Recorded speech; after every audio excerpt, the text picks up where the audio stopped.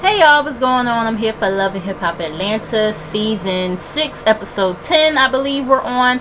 I hope everyone enjoyed their Mother's Day weekend with your family, your kids and whatnot. I really hope you guys enjoyed yourself. Happy late Mother's Day. And with that being said, let's get into this episode. So we started off with Joseline, Melissa, and Dime. They all meet up, and Joseline is telling them about her labor pains and how she had to have Bonnie Bella in the toilet, and she tells them that her and Stevie J have a better co-parenting situation, but he has a lot of apologizing to do or whatever. And I'm just like, girl, you have a lot of apologizing to do too. Like, sometimes I feel like Joseline kind of gets it into her head that she kind of didn't do anything wrong or whatever when it comes to her and Stevie J, and it's like y'all both have done shit to each other. Y'all both need to be apologizing, But anyway, she tells them how she's going to be on The Real, and I will say the clips that I have seen of Joseline up there, I think she's a good fit, and I think they need to stop playing around and make her a permanent host up there. I'm just saying, because she's a good fit for the show. You know what I mean? And Dime is like, ooh, them bitches gonna be hating or whatever. She tells them about what went down at the wine tasting or whatever, and how every time Joseline name comes up, it's all this, ugh, that bitch or whatever. You know what I'm saying? Just a whole bunch of eye rolling, neck rolling, smacking of the teeth, twisting of the face, twist up face or whatever, and Joseline is like, the girls are still on the bullshit or whatever, and how she's always the bad guy and everything. I don't think the girls hate on her. Do y'all feel like the girls hate on her? I don't feel like they hate on her. I just feel like they really strongly dislike her at this point. You know what I'm saying? And I do feel like Joseline be acting like as if the girls are just supposed to get amnesia and forget about everything that she's done to them. You know what I'm saying? Especially when she expected them to, move mountains for her to be at her damn video shoot or whatever. You know what I'm saying? Like, girl, no. Okay? You know what I mean? And especially when you still be shaking them in the confessionals and shit like that, but you want to be on this woman empowerment type of shit. You know what I mean? But anyways, I don't know. Y'all let me know if y'all feel like the girls hate on Joseline or not. Now, granted, I do feel like they don't have to be doing all that extra shit that they be doing every time her name come up, but I don't feel like they hate on her though. But y'all let me know. But anyway, so Melissa and Dime are trying to convince Joseline that Carly Red is good, and they want them to be cool again. So Melissa wants to set up a meeting or whatever, and I'm like, Melissa and these damn meetings, okay? Always trying to get motherfuckers to be cool and shit. Some shit is just better left unfixed, okay? But anyway, so we get Carly Red and Jock. Carly, she goes over to Jock's house. She called him to talk or whatever, because she wants to confront him about the whole Tommy situation. He's like, I never smashed Tommy or whatever, and I know that she only did that shit to get back at you, and he admits that he was wrong for getting close to her like that, knowing that it would affect Carly and everything. And I'm like, Jock is saying that he's wrong about something. I just, when it comes to these guys on these shows or whatever, it just baffles me when they admit that they're wrong about something, because they normally be trying to justify shit or whatever. But anyways, he just feels like they ain't 100. And Carly, she starts getting emotional or whatever, mascara running, her Oscar worthy scene right here or whatever. And she was like, you're the only man that that gets me emotional like this. And Jock feels like she's sneaky or whatever. She says that she just wants honesty and wants him to have her back. He like, I do have your back or whatever, but why bring my baby mama into this shit? And he's even in the confessional, talking about Carly Red's crocodile tears or whatever, and how she knew from the Jump Street that they were not exclusive. And Carly, you did know that shit from the Jump Street, because you've even told us a few times that y'all weren't exclusive. So it's like, what did you get all emotional or fake emotional for? You know what I'm saying? But anyways, she invites him to her event or whatever. She's going to be opening up a new shop and whatnot, so she wants him to come. Moving on from that, we get Rashida and Charlene. They're at Pressed. And Rashida is pressed to know why, you know, her mom did what she did the other night. You know, she's like, whose idea was this shit? And, you know, Charlene is like, I mean, I guess you could say it was a little bit of both me and Mama D's. Mama D's idea, whatever. Rashida whole thing is, you know, she feels like she's already embarrassed and hurt, and she just didn't appreciate her mom doing that shit. And Charlene like, look, you could be pissed at me and Mama D all you want to or whatever, but somebody got to stand up to Kirk or whatever. And I feel where Mama Charlene is coming from. I do, you know what I'm saying? But at the same time, the way she went about that shit, it wasn't right. You know what I'm saying? She shouldn't have, you know, did all that in front of everybody and whatnot. But I do feel where she coming from, because Rashida ain't doing shit, which is why everybody feel like this shit is fake as fuck, okay? But anyway, so she's telling Rashida about how she didn't like the things that she heard that Kirk said to Scrappy or whatever. And, you know, Rashida is like, you know, he could say whatever he wants to make himself feel good about what he did. And, you know, Charlene is like, I mean, that's exactly what he's doing and everything. And, you know, Charlene is asking her feelings on this whole shit or whatever. And, you know, like, Rashida, she's sitting on, you know, getting a divorce or whatever, but she's also worried about the kids and everything. And, you know,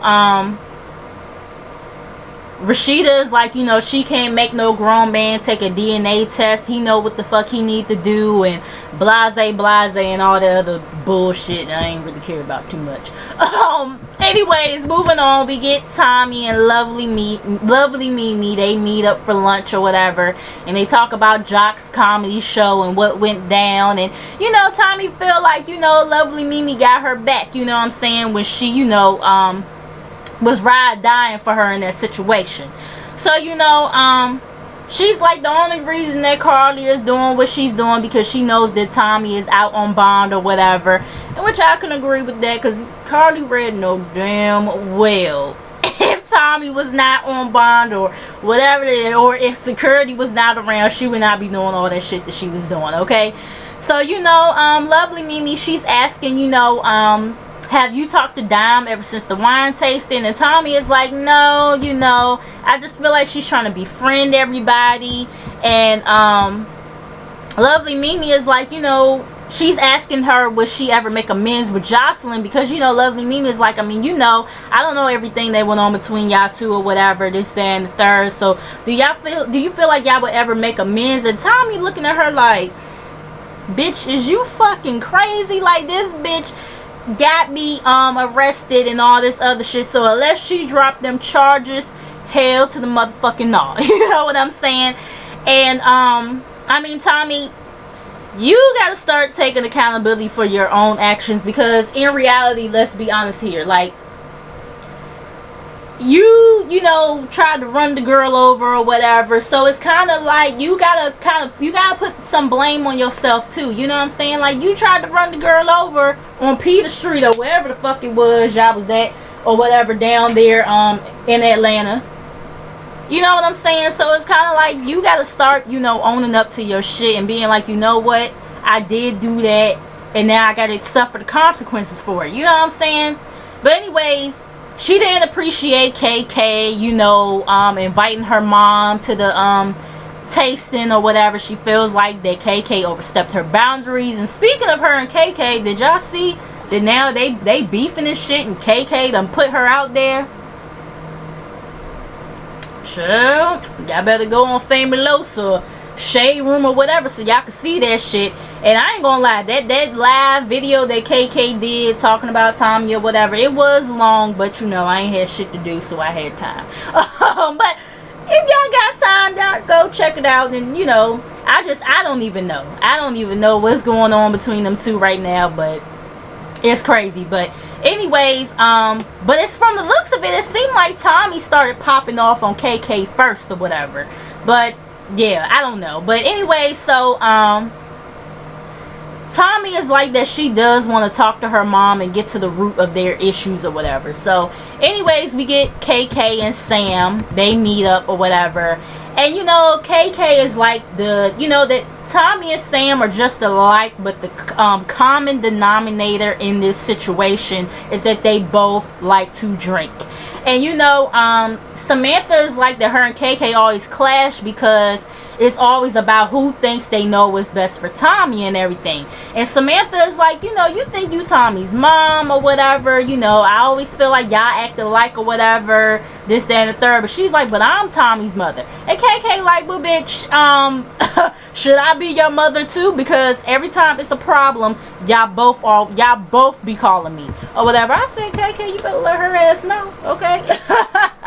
You know, and KK is like, you know, she knows that Samantha loves her daughter or whatever, but alcohol plays a big factor into their bullshit. And Samantha is getting defensive, just like how Tommy got defensive, you know, when KK had that conversation with her about her drinking. And you know, Samantha, she's just like, nobody gets drunk and and all this other stuff. And KK, you know, she's like, y'all both need therapy, and this is not her first time telling Samantha that they both need to go to therapy or whatever, you know what I'm saying? And Samantha, she's getting emotional, and she's like, you know, Tommy won't let me in, she won't let me hold her or nothing. KK is like, I mean, you know, she's pretty much scared and everything, this, that, and the third. And you know, KK tells her, when Tommy is in the right state of mind, when she's not drunk, she be thinking about you. She be like, I gotta call my moms, I gotta make sure she good, this, that, and the third. It's not all this fuck her and, oh, you know, all this other shit that be going on. So moving on from that, we get Carly Red. She's at the new location of her store, trying to get things prepped up for, you know, her grand opening or whatever you want to call it. Melissa shows up, pretty much trying to get Carly Red to meet up with Jocelyn and everything. And Carly is like, what, so she could throw flowers at me again and, you know, blackmail me again or whatever, this, that, and the third. And, you know, Carly feels like that she's always had Jocelyn's back or whatever, and you know, she might be putting all her friendships on the line if she does this, but she's gonna, you know, take Melissa's word for it and see if Jocelyn has really changed. And I'm like, you gonna be in for a rude awakening, okay? So we get KK, Samantha, and Tommy. They're at KK's house or whatever. You know, Tommy lets, you know, she starts to let KK know, like, you know, I felt some type of way about you inviting my mom and you ain't tell me about it or whatever. And Samantha cuts her off. She's like, well, why didn't you invite me or whatever? And Tommy is like, girl, because we haven't talked since the incident that happened at my house or whatever. And Samantha is like, you know why I'm not around? Because you're always violent, you don't want to talk to me, and you know, I'm not the child you are, and you need to respect me. And Tommy is like, I mean, girl, we both grown or whatever, and I'm not going to respect anyone who don't respect me. I feel Tommy on that shit, because I be feeling the same way. Like, just because you older than me, like, that don't mean that you going to sit up here and treat me any old kind of way. You feel what I'm saying? Like, come the fuck on. But at the same time, I do feel like when it comes to her mom, it does need to be a line drawn, because I don't feel like she should be calling her mom bitches and all like that. That's a little bit too much. You feel what I'm saying? That's a little bit too much. But I do feel where she's coming from. But yeah, all that calling her bitches and all the other shit, I don't agree with that at all. Regardless of how you feel about her, I definitely think you should give her that much respect and not doing that. You know what I'm saying? But anyways, so they just start going back and forth or whatever. KK is trying to interject or whatever, and you know, to get them to shut the hell up and let her talk for a second. Tommy is like, she doesn't want a relationship with her mom or whatever. And you know, Samantha is like, alright, well, don't call me when you have boyfriend troubles or whatever, this, that, and third. And you know, Tommy is like, when have I ever called you? And I haven't had a boyfriend in a minute, so like, girl, bye or whatever. And you know, Tommy, she walks out, but KK gets her back in or whatever. And from the way this conversation went, it still looked like things didn't really get resolved. You know, Samantha is like that Tommy has anger issues, and you know, Tommy is like, well, what happened to you? Like, you know, like why shit is the way it is. And Samantha is like that she couldn't get a job because of her record, you know, and she tried not to fuck up their lives or whatever in the process. And, you know, KK is like, you know, do you love your mom or whatever? And Tommy is like, it's not an if, I do, you know, love my mom or whatever. And KK is like, you know what, sometimes you gotta put certain shit behind you or whatever, this, that, and the third, you know, when it's somebody that you love or whatever. And, you know, Samantha, she's like, what are you so hurt by or whatever? And Tommy is like, I went to jail at 14 and you had the decision as to whether, you know, to put me there or not or whatever. And, you know, Samantha is like, you know, probably because you was acting unruly and I had to, you know, teach you a lesson or whatever. And Tommy is like, you know, they never got along, and how she went to jail every year for, you know, every year since she's been 14 years old. And, you know, pretty much Tommy is over it. She don't want to sit down with no therapist or whatever. She's done and everything, this, that, and the third. And, you know, that's pretty much that. KK, I'll, you know, don't try to interject in that shit no more, okay? It's like, I mean, and like I said, KK is coming off more likable this season or whatever. Now, like I said, as far as that shit between her and Tommy, I don't know what that shit is. I don't know if they trying to get a storyline going, or this is just, or this is really some real shit going on here. But yeah, KK put a lot of stuff out there. I don't know how true everything is, but yeah.